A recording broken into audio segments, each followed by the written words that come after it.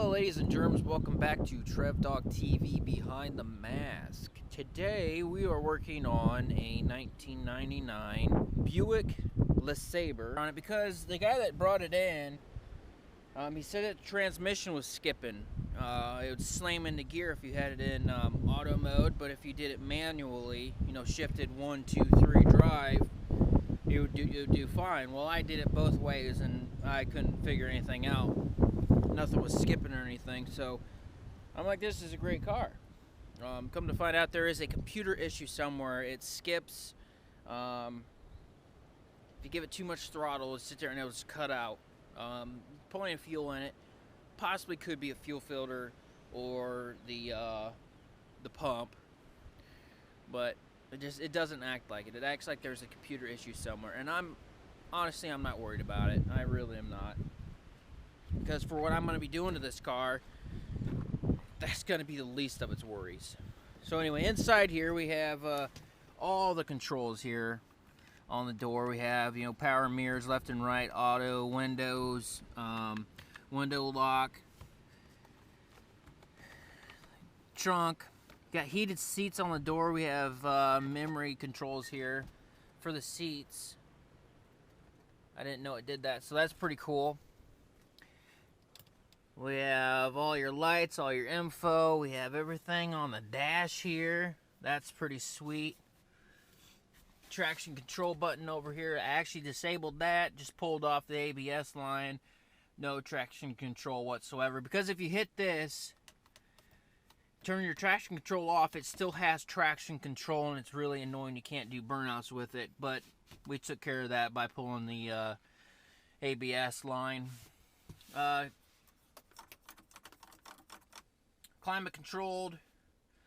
It's a dual zone, so over here passenger also has your passenger has their heat controls on the door as well, heated seats. It's pretty awesome. They also have power seat. It's also power seat over there as well. Let's see inside here, it's just a bunch of matches and stuff. Seriously, this dude was like 70, maybe 80, and like this whole car, passenger floorboard, seat, and even in the rear floor and seat had McDonald's bags full of cigarette packs with unused butts. This dude rolled his own cigarettes in the car and lit them with matches and just seriously threw them on the floor. Matches. I've never seen anything like it. In the back here, it's just full of stuff. I got the headlight out right now. I'll show you what's going on up there. I got my mirrors. We'll get to that later on. Hang on, there's a spider here trying to tangle me up. Anyway, these noodles, we'll get to that as time goes on. We're not ready for this or any of these right now. The seat is actually somewhat dirty. As you can see there, it's just, a bunch of stuff. Something was leaking in here, so there was like mold and stuff back there, but I got it cleaned up pretty well. The battery is under here, under the back seat. Got a breeze through there. I actually broke it by shoving this muffler through. I just got muffler pieces back there. I stripped the trunk and put my muffler pieces back there, and we'll show you that as time goes on. We're not ready for that right now. But what we are ready for right now is to show you what's going on up front. As you can tell, I took the fender off. It's got spare tire on this side and actually the other side on it, because the guy that brought it in, he said that the front tires were brand new, so he took those off and put spare tires on it. I'm not going to argue with him on that. I don't really care. I'm putting different tires on it anyway. And it's actually torxed. These fenders are torxed on. Kind of annoying, but is what it is. I just pulled this one off. Same with down here. Not going to need it anyway for what we're doing. Same with here, I couldn't get my grinder in there to cut that off, and my Sawzall was dead, so I couldn't use it, you know, whatever, you know. It's actually not much tread on this one anymore because I did a massive burnout off camera. Neighborhood actually thought that something was on fire, and you know, to be honest with you, I did too. That's what it looked like, it was on fire. So anyway, if you could see here, my hood doesn't line up right here, and then this is all off, and back here our fender gap is off, and I'll show you what happened. I had this car parked in the yard over that way. I put a strap across the core support here and yanked on it. Well, that ended up pulling everything with it. And in turn pulled the whole car forward, like fenders, just pulled it forward. So the frame could be tweaked. I highly doubt it, but it is what it is. I did end up breaking the radiator right here. I don't know if you could tell, there's a little break right there. So that sucked. This is bent, but I'll probably try to bend it back. I mean, it's just fiberglass, no big deal there. I just gotta take these off and hopefully it'll bend back. I don't need it anyway. This core support, you know, screw it. This is in there pretty well. But as I got to inspecting further, I found out that the radiator is actually pretty well clogged. So more or less, it was a blessing in disguise. And yes, the hoses are filled full of crap, so the motor is too.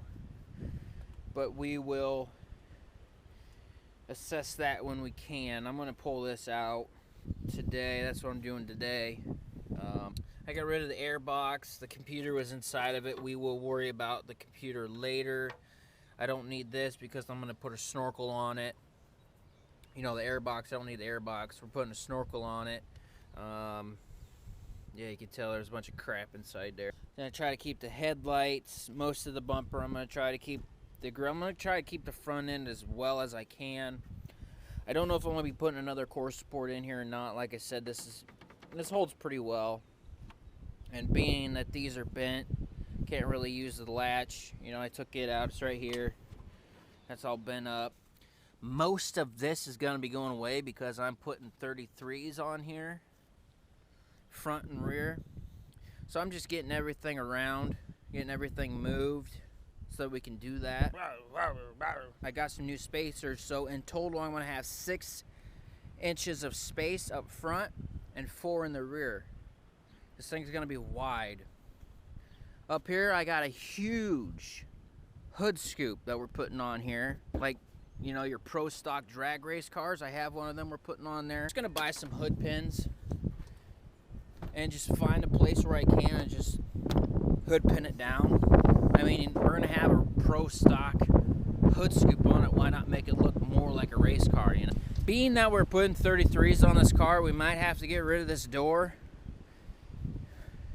And that's why I have my mirrors in there, just so we can have something on there to make it more legal. I'm going to be cutting this roof apart. That's why I have those noodles in the back. Because I want to try to keep the doors. I want to try to keep the doors and at least cut it like right here, take the window out and everything. So I'm going to need something right here in this area. That's what we're doing with these. We're going to cut these in half and put them up there for your safety. Same with up there. I want to keep, my plan is to keep this here and then one right down the middle. Kind of like, it'd be like a quad T-top, really, is what it'd be. So again, these would be your safety net, if you will, for your sharp metal. I'm not quite sure how I'm going to do the muffler system just yet. I got to really think about that. And the trunk is pretty bare, but I'm going to be putting, I don't know yet. I want to put a winch on this thing. But right here, I'm going to have a super tall wooden spoiler. It's going to look horrible. And then somewhere I haven't decided yet. See, trunk's closed up, but I haven't quite decided yet if I'm going to put a winch on this or not. But that would go in the trunk if I do. Now, I'm not doing the whole process of this car. It's going to take too long, and you guys really don't care about the cosmetics through everything here. I know that. So I'm going to film everything and just cut it up and put it into a nice little video for you guys. So you just ain't bored, right? I really hope you stay with me through the ride. It's going to be fun. We're going to have a lot of angered times through this. I can tell you that right now. It might catch on fire. In all honesty, I don't need this car done until August 15th. And for those of you that don't know what that date is, or stands for, what's happening that day, it's actually Cletus and Cars Indianapolis. This is going to be there. I wanted to be in the burnouts with it. Unfortunately, that sold out within minutes.